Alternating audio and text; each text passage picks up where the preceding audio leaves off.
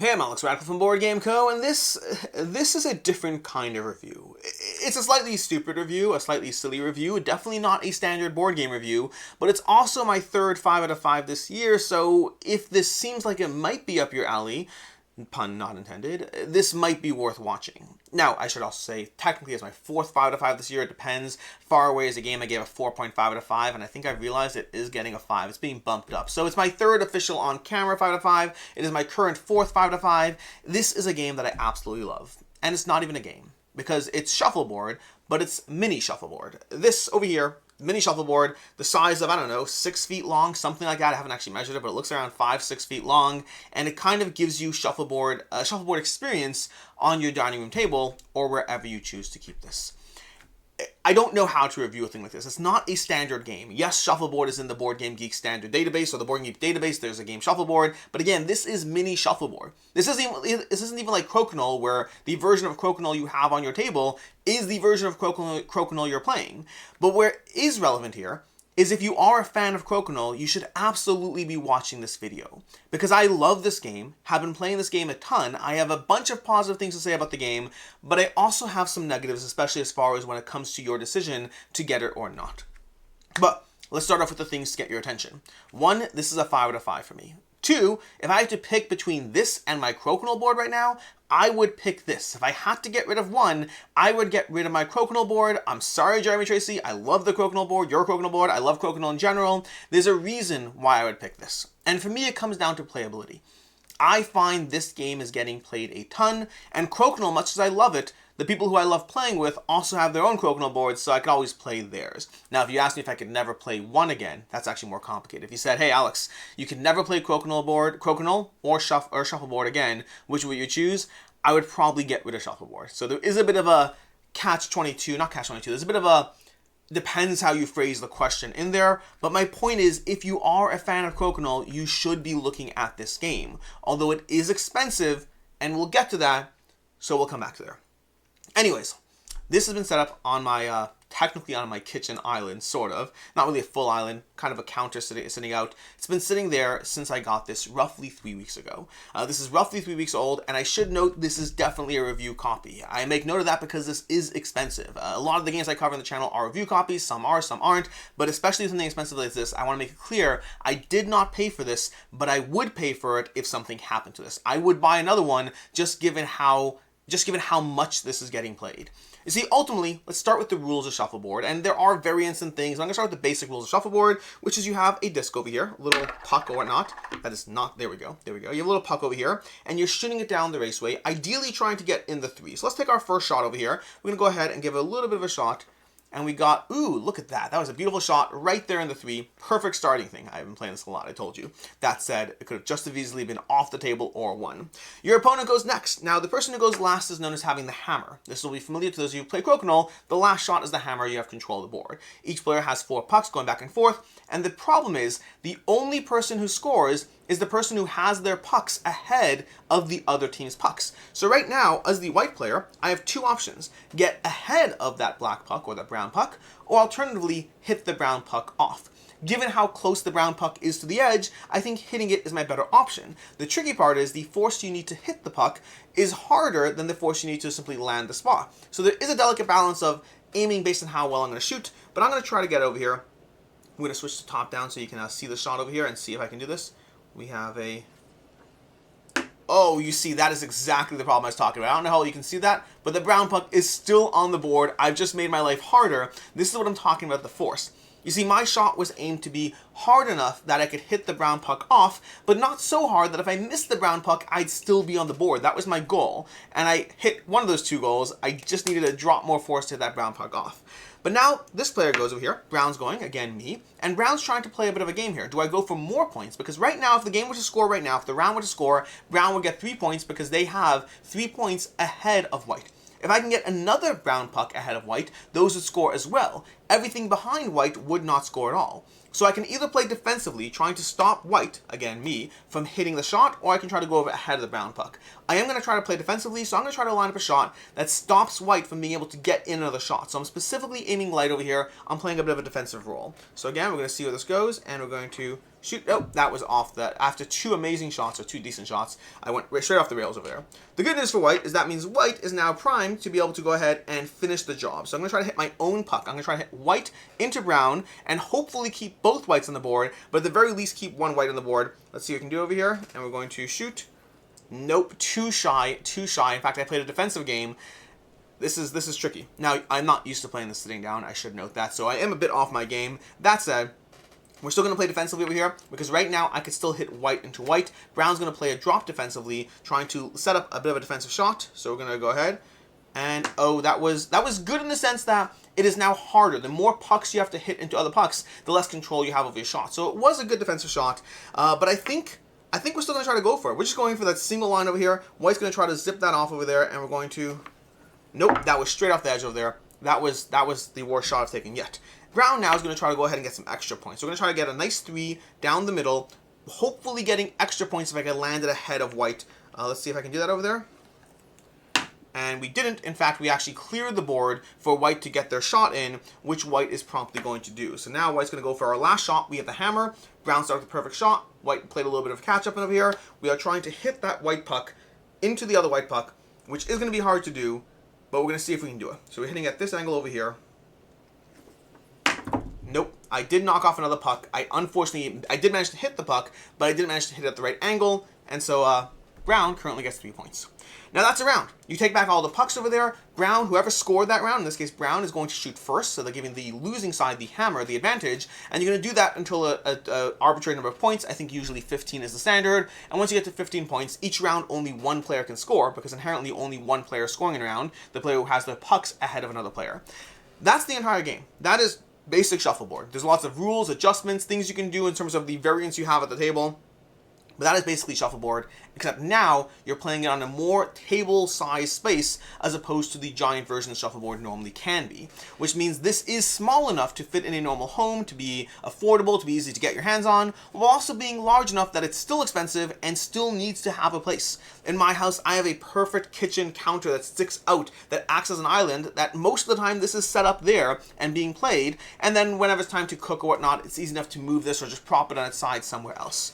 So, let's get into this game, the pros, the cons, the things I like. But again, for me, the biggest thing is I've had this game for 3 weeks, and it's already my 6th most played game of 2024. This is a game that I keep playing because it's so easy to play. I just next to the game and I just go ahead and take shots, and I haven't even logged half my plays, because when I play this game, half time I forget to log it because it's almost just an activity. Other times I just sit down and remember to log it, which means it's probably even higher as far as my most played games. But this has been played with anyone and everyone who walks by the kitchen counter. My kids love it, my friends love it. This is an easy game to table that continuously gets played a ton, which is why I would happily pick this game up again if something were to happen to this board. But it is expensive. So we're going to start with the cons over here, because the cons are the easiest things to go through. The cons are going to be 3 things. Two of them that are just facts, and the other one which is more subjective.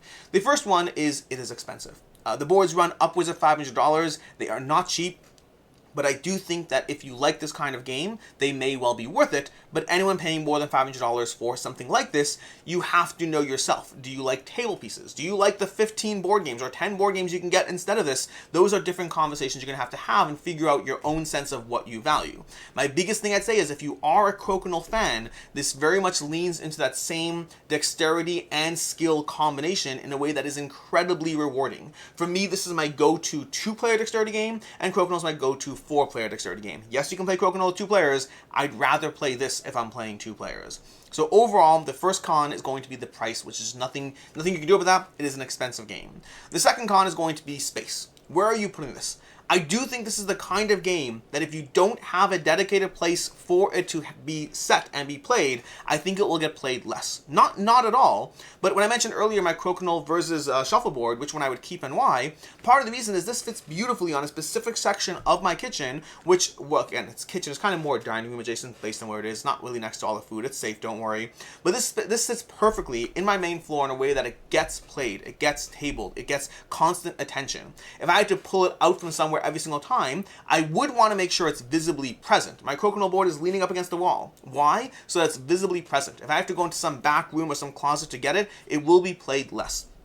Whenever you have a game like this, the best way to ensure it gets tabled is to have it out in a set space. The second best way is to make sure it is visibly obvious, and the worst way is to hide it somewhere that you have to remember that it exists. That is never a good way to spend. If you're buying a good Crokinole board, that could be hundreds of dollars. If you're buying this, it could be $500. It's never good to buy one of these and put it in a way that you forget that it exists. So I do think that you do want to have a place where you can mentally envision this being before you get it, or at least being stored visibly obvious. Even the game, mounted along a shelf somewhere, whatever it is, just somewhere where you can easily pull it out. And this is easy to move. It's not a very heavy piece. A single person can move it. So it is a con, but it's a manageable con. Just know your own space.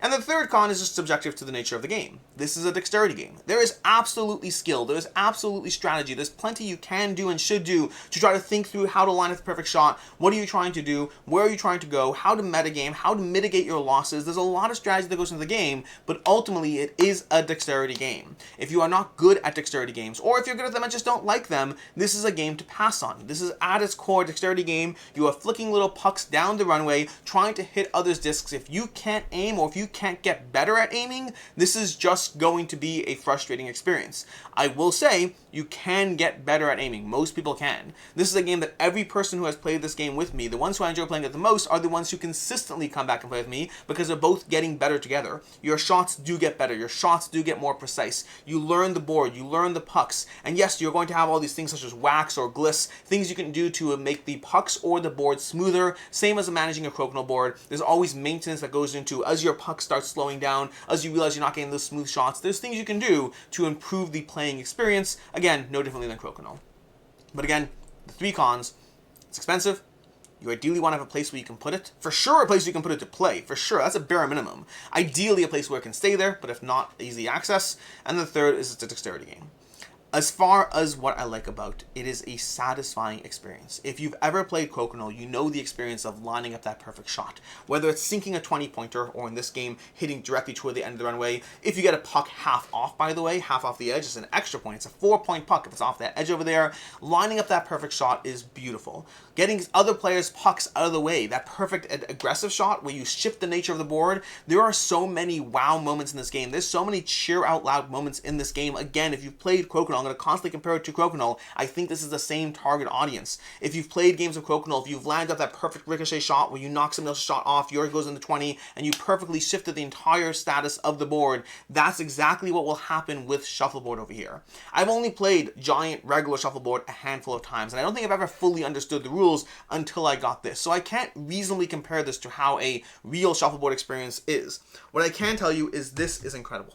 This is a lot of fun. This is incredibly satisfying. Watching those pucks spin, getting them down the runway is such a smooth, satisfying, almost zen-like experience, interrupted, punctured by these screams of people who just landed that perfect shot, who've shifted the fact that you were up by 7 on the edge of the board if the game ended, and they managed to knock one of yours, get yours a drop ahead, and suddenly they're up by 3, and the entire point status of the board changed from a single shot. You will have so many amazing a calm game punctuated by amazing moments in this.